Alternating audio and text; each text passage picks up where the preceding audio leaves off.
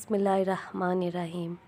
सल्लल्लाहु अला हबीबिही मुहम्मदिन व आलिही व सहबिही वसल्लम। अस्सलामु अलैकुम। बहुत से लोग ये कहते हैं कि हम दुरूद पाक तो पढ़ते हैं, क्या हम सलाम नहीं पढ़ते तो हमें सवाब मिलेगा?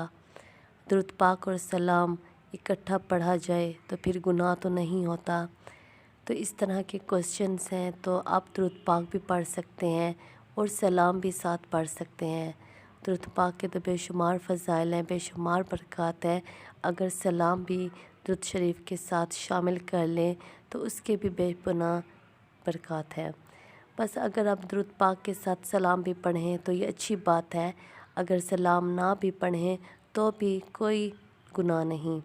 अगर आप चाहते हैं कि आप सलाम भी पढ़ें और दुरूद पाक भी पढ़ें तो आप इस तरह किया करें कि जब आप सुबह की नमाज़ पढ़ लेते हैं तो एक तस्बीह सलाम की पढ़ लिया करें, अस्सलातु अस्सलामु अलैकुम या रसूल अल्लाह, और इस तरह वाली एक तस्बीह रात को सोते वक्त पढ़ लिया करें।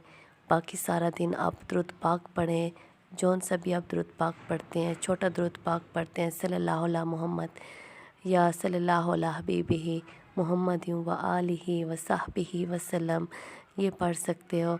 जौन सा भी आप दुरूद पाक आपको लगे कि आपके लिए आसानी होती है उस दुरूद पाक पढ़ने में, तो आप दुरूद पाक पढ़ सकते हैं। और अगर आप सुबह और शाम 2 तस्बीह सलाम की पढ़ लें तो ये काफ़ी है। बस आप दुरूद पाक को सलाम के साथ पढ़ेंगे। फॉर एग्ज़ाम्पल, अगर आपने एक मरतबा दुरूद पाक पढ़ा है और एक मरतबा साथ में सलाम भी पढ़ा है तब भी ठीक है, फिर तो क्या बात है। अगर आप सारा दिन दुरूद पाक पढ़ते हैं तो भी आपको फ़ायदे ही फ़ायदे हैं। सुबह और रात को एक एक तस्बीह सलाम की पढ़ लिया करें। इंशाअल्लाह आपको दुरूद पाक पढ़ने की वजह से जो फ़ज़ाइल मिलेंगे, जो बरक़ात मिलेंगे, और फिर आप सलाम भी पढ़ रहे होंगे, उसके तो अलग ही फ़ज़ाइल और बरक़ात आपको मिलते रहेंगे। अगर इस तरह से भी आप दुरूद पाक पढ़ सकते हैं। दुरूद पाक पढ़ने के भी मुख्तलिफ़ सीखे हैं, कौन सा भी सीगा आप चूज़ कर सकते हैं, बेहतरीन है। ये नहीं होता कि बहुत से लोग कहते हैं कि दुरूद रहमत पढ़ें तो क्या उसका सवाब मिलता है या नहीं मिलता, क्योंकि उसमें सलाम नहीं है, उसमें सिर्फ दुरूद पाक है। ऐसी बात नहीं होती। दुरूद पाक है वो भी अफ़ज़ल तरीन दुरूद पाक है, ख़ूबसूरत तरीन दुरूद पाक है। आप उस दुरूद पाक को भी पढ़ सकते हैं, कोई उसमें बुरी बात नहीं है, बल्कि आप उस दुरूद पाक को भी मोहब्बत के साथ, कसरत के साथ, यकीन के साथ पढ़ें, कोई गुनाह नहीं है।